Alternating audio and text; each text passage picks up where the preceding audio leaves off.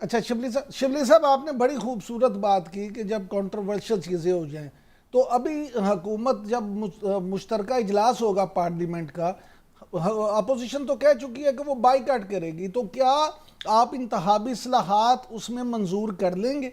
और अगर आप कर लेते हैं तो अपोजिशन ने यह भी दिया है कि वो उस इलेक्शन का बाईकाट भी कर सकते हैं। फिर अगर मुतहिदा अपोजिशन इंक्लूडिंग मुस्लिम लीग नून, पीपल्स पार्टी, जमीयत उलमा इस्लाम, ये तीन बड़ी जमातें इलेक्शन प्रोसेस में ही ना हो, तो वो इलेक्शन क्या कंट्रोवर्शियल नहीं होगा। कंट्रोवर्शियल नहीं होंगे?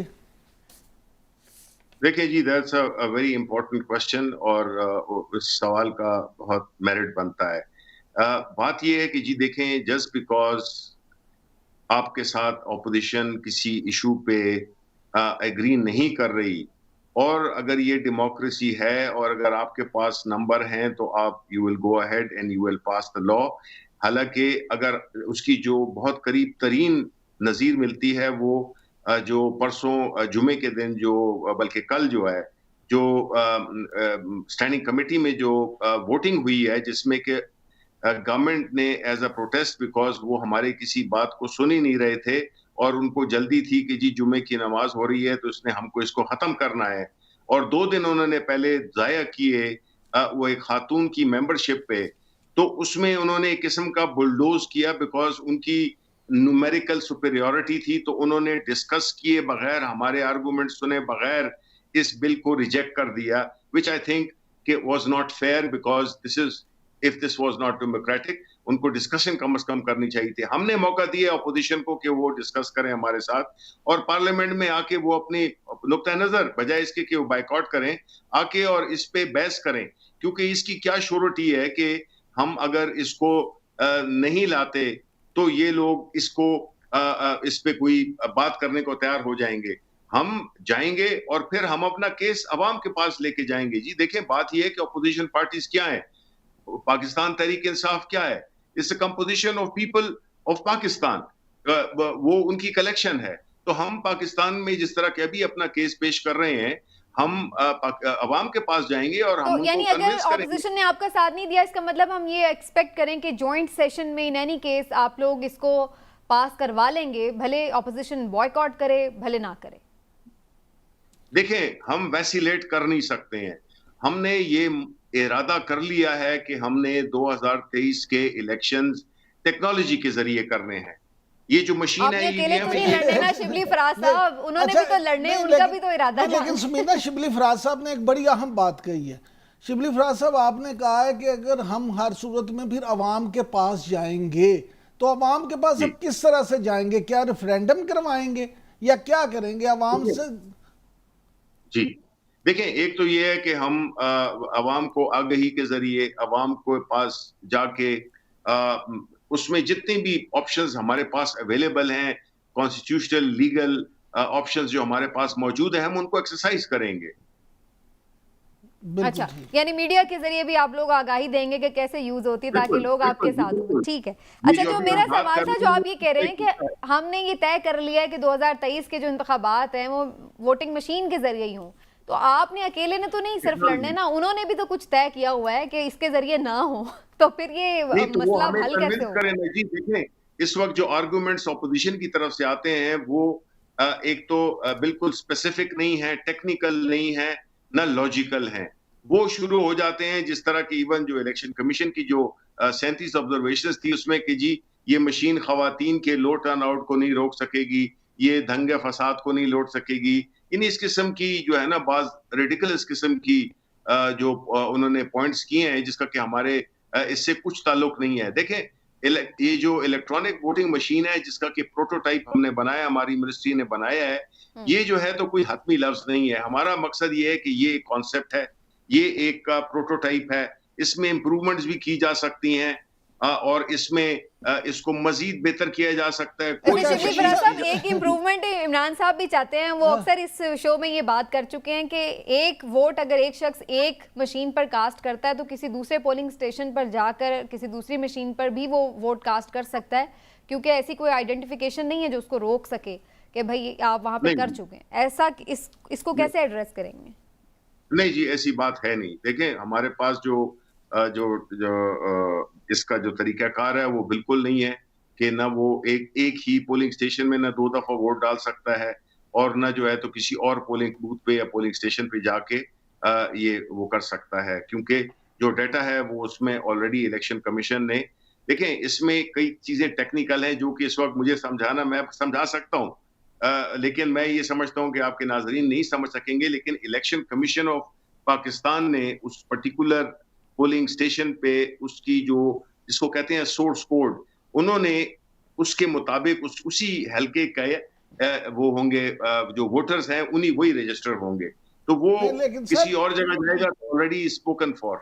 देखिए बात अच्छा सुनिए। शिबली फराज साहब एक बात जरूर बताइएगा, एक मिनट हिलाली साहब, सिर्फ हिलाली साहब एक मिनट, आपने ये 10 लाख रुपए का चैलेंज दिया है कि जो हैक करेगा उसको 10 लाख रुपए देंगे। आप साइंस एंड टेक्नोलॉजी के माशाल्लाह वजीर हैं, तो आप अपना जो एफबीआर का नाकाबिले तस्खीर सॉफ्टवेयर था उसको क्यों नहीं ठीक करते? अगर वो हैक हो सकता है तो फिर ये मशीन हैक क्यों नहीं होगी? नहीं जी, देखें वो तो देखें इस मशीन का ये है कि स्टैंड अलोन मशीन है जिसमें के ना इंटरनेट कोई से इंटरनेट कनेक्टेड का नहीं है इसलिए। कनेक्शन है और ना इसमें कोई ऑपरेटिंग सिस्टम है, तो इसलिए ये एफबीआर के इशू से, और एफबीआर वाला इशू भी टू माय नॉलेज, मैं ये वेरीफाई नहीं कर रहा हूँ, वो टू माय अंडरस्टैंडिंग उसमें ये था कि जी। वो उसका जो सॉफ्टवेयर ये था हिलाली साहब भी कुछ कहना चाह रहे हैं, जी, शिबली लाली फराज साहब। साहब। जी लाली साहब। शिबली साहब भूल जाएं इन लोगों को, इनका अप्रोच ही गलत है, ये बैड फेथ में आपको अप्रोच कर रहे हैं। इनको पता है कि ओवरसीज वोट अगर आ जाए तो ये पिट जाएंगे। मैं आपको बता रहा हूं 1.5 साल आपके पास इस वक्त है, 1.5 साल। आप समझते हैं कि this cannot be worked out 1.5 साल के अंदर? ऑफ कोर्स इट कैन, बिल्कुल हो सकता है, मगर ये कोशिश नहीं करेंगे, करना नहीं चाहते हैं, इनकी मौत आ जाएगी। याद रखें आप, इनकी मौत आ जाएगी अगर उन लोगों को फ्रीली अपना वोट कास्ट कर सके बाहर जो पाकिस्तानी है तो। आप इन पे मगर 2-3 चीजें मैं आपको जरूर कहूंगा। आपकी पीआर जो है, not your personal PR, government के जो पीआर है ठीक नहीं है। क्यों? मैंने फाफिन से बात किया है। फाफिन आपको पता है उन्होंने कहा कि यार ये बड़ा कंट्रोवर्शियल कर रहे हो तुम इस चीज को, अगर भी गवर्नमेंट बुलडोज करके इसको ले जाए तो ये जो इलेक्शन होगा बहुत सारे लोग कहेंगे ये मुनासिब नहीं था, ठीक नहीं था, फेयर नहीं था, प्रेशर से आया गया, बहुत कंट्रोवर्शियल हो जाएगा। दूसरी चीज ये है कुछ टेस्ट होने चाहिए पावर ब्रेकडाउन्स में, एक्सपर्ट्स और ये वो, आप ला के फोटो इसको टेलीविजन पे दिखाएं, लोगों को बताएं आप क्या कर रहे हैं। और फाफिन को बड़ा दूर कर दिया आपने। ये इंटरनेशनली ये काफी रिस्पेक्टेड ऑर्गेनाइजेशन है, इनको आप मिलाएं, बुलाएं और कहें हमारे साथ बैठो और बात करो, और don't just give your pronouncement कि ये कंट्रोवर्शियल हो जाएगा अगर आप मेजॉरिटी वोट से इसको निकालने की कोशिश करें। मेरा ये थोड़ा सा रिकमेंडेशन है आप जी लाली साहब। मैं कदर करता हूँ आपके कमेंट्स की, हमेशा आपके प्रोग्राम्स में देखता हूँ। जहां तक कि उसकी बात है, हमने फैफिन को, पिलडैट को, यूएनडीपी को, इनको हमने लाइव डिमॉन्स्ट्रेशन भी दी है, और बारी साहब ने इसके बारे में अपने कमेंट्स भी दिए हैं, और महबूब साहब ने भी दिए हैं, पॉजिटिव कमेंट्स दिए हैं। हमने इनको पहले एंगेज किया है, इनको लाइव डिमॉन्स्ट्रेशन दी है अपनी मिनिस्ट्री बुला के। हमने खैबर पख्तूनख्वा असेंबली में जाके जो ट्रेजरी और अपोजिशन दोनों को, उनको लाइव डिमॉन्स्ट्रेशन दी है। चैम्बर ऑफ कॉमर्स गए हैं, यूनिवर्सिटीज गए हैं, मीडिया के पास गए हैं, मीडिया पे लाइव शोज किए हमने, और मजीद करते रहेंगे। We plan to travel across the country. अच्छा फराज साहब, मुझे ये शिबली साहब बताइएगा कि मेरी कुछ जो माहिर वकला उनसे बात हुई है, वो कहते हैं कि अगर आप बुलडोज करके इसको ले आते हैं तो अपोजिशन सुप्रीम कोर्ट में जाएगी और सुप्रीम कोर्ट सारे इस मामले को उड़ा के रख देगी। तो इस मामले में आप हुकूमत क्या लाहेअमल फिर इख्तियार करेगी? देखें, पहली बात तो यह कि सुप्रीम कोर्ट ने अपने डिसीजन में, जुडिशियल कमीशन जो हुआ था उसमें ये सारी जगह पे उन्होंने ही इंस्ट्रक्शन किया है कि टेक्नोलॉजी का इस्तेमाल होना चाहिए। तो मुझे नहीं लगता कि they have a case there, because जो लेटेस्ट जो उसकी सुप्रीम कोर्ट की डिसीजन थी उसमें बिल्कुल उसका जो ऑपरेशनल पार्ट है उसमें बड़ा क्लैरिटी से लिखा हुआ है। और फिर जो एक्ट है, इस वक्त जो एक्ट एग्जिस्टिंग एक्ट है, forget about the new law, वो भी अलाउ करता है आपको कि आप टेक्नोलॉजी को इस्तेमाल करें, जो कि इलेक्शन कमीशन ने बदकिस्मती से नहीं इस्तेमाल की वो ऑप्शन 103 आर्टिकल 103। अच्छा शिबली फराज साहब, आपके इत्तेहादी कहाँ खड़े हैं इस ये जॉइंट सेशन जब होगा तो इत्तेहादी वोट करेंगे? क्योंकि मैंने आज एक दो लोगों के इंटरव्यूज देखे एमक्यूएम और जीडीए के, जिसमें वो मुझे बहुत कोई क्लियर नहीं नजर आए इस ईवीएम को लेकर और ओवरऑल जो इंतखाबी इस्लाहात हैं उस पर कोई थॉट उनकी। नहीं जी, बिल्कुल देखें, हर एक का ये हक बनता है, और जो हमारे इत्तेहादी हैं, जाहिर है कि हमारे वो इत्तेहादी उस दिन तक हैं जब जिस दिन तक की गवर्नमेंट डिसॉल्व होगी, कम से कम उससे पहले आई होप कि नहीं होंगे।